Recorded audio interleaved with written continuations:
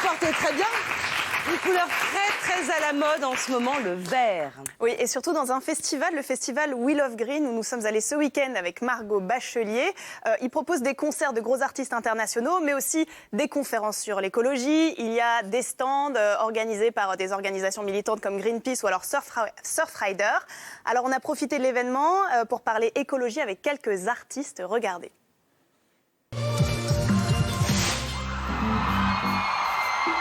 Une pluie d'étincelles pour annoncer au festival We Love Green Christine and the Queens, devenue Chris.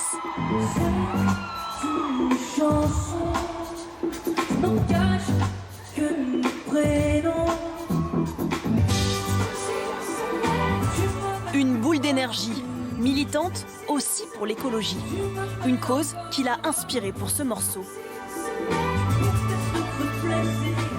Et c'est vrai que sur l'univers du deuxième album, j'imaginais vraiment d'avoir des décors qui soient des décors désolés de décharge.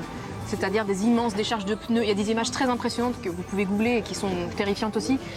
D'endroits où il y a tellement de déchets que ça devient un second paysage complètement terrifiant de rejet d'une société humaine qui surproduit. Et je pense qu'il y a beaucoup d'artistes maintenant, on est infestés aussi par cette réalité-là. On écrit dans un monde qui suffoque un peu aussi.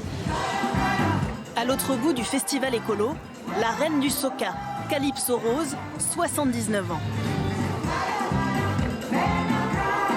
Elle n'en finit pas de chanter la beauté de son île des Caraïbes. Je viens d'une petite île, Trinité et Tobago. Là-bas, il y a énormément d'arbres fruitiers. Des manguiers, des goyaviers, des bananiers, des cerisiers. Et cet environnement nous fait vibrer. La conscience écologique est capitale, pas que pour mon île, mais pour le monde entier. Dans la foule, on s'adapte aux règles de l'événement écolo. Très peu de plastique et rien par terre. Il était temps de se soucier de l'environnement, selon les British de Metronomy, qui s'apprêtent à monter sur scène. Ouais, il fait très chaud là-dedans. C'est vrai que c'est une belle métaphore de ce qui arrive à la planète en ce moment.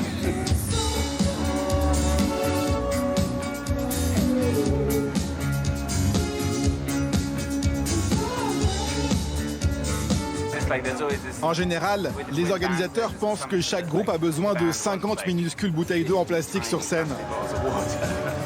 Alors oui, on veut de l'eau, mais l'eau du robinet, ça nous va très bien. C'est vrai que si on arrivait sur scène avec nos gourdes, ça enverrait un beau message au public. Un message entendu ce week-end à Vincennes par près de 70 000 éco-festivaliers.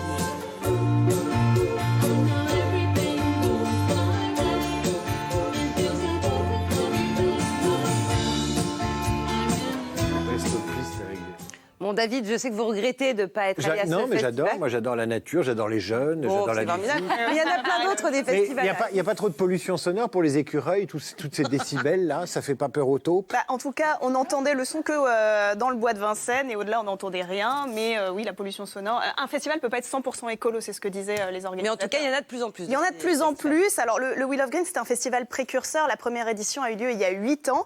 Et depuis, bonne nouvelle, le Green, c'est chic. Donc, il y a de plus en plus de festivals militants qui ont ouvert leurs portes et qui se lancent dans autre chose que de la musique à fond avec en gros des stands de merguez. Même si ça on aime bien aussi, ils peuvent merguez les autres. On est merguez bio, bien sûr. Vegan aussi pendant qu'on y est. Il y a par exemple le festival Terre du Son dans l'Aisne avec un petit peu de verdure sur son affiche et une paille en bambou, on espère. Alors eux, ils utilisent l'énergie de panneaux solaires. Ils demandent aux festivaliers, comme le festival We Love Green, de boire dans des gourdes. Ils calculent aussi le poids carbone. On dit boire, c'est terrible. Ils calculent le poids carbone des plats cuisinés dans des stands pour essayer de le limiter au maximum. Donc a priori, il n'y aura pas d'avocat à ce festival. Désolé. Autre festival, il y a le Cabaret Vert au mois d'août dans le Grand Est, où il y aura l'incroyable Patti Smith d'ailleurs cette année. Et dans ce festival, les organisateurs, ils incitent le public à venir en vélo et à dormir à côté chez les habitants. Et globalement, ces festivals éco-responsables sont très bien accueillis, même s'il y a eu quelques critiques disant que ça pourrait être plus écolo. Et en réponse, je peux citer le président de Greenpeace qui dit il n'y a pas d'écolo, parfait, on peut boire une bière au glyphosate, mais à côté faire le En gros, on peut soi. progresser. Merci beaucoup, Alix.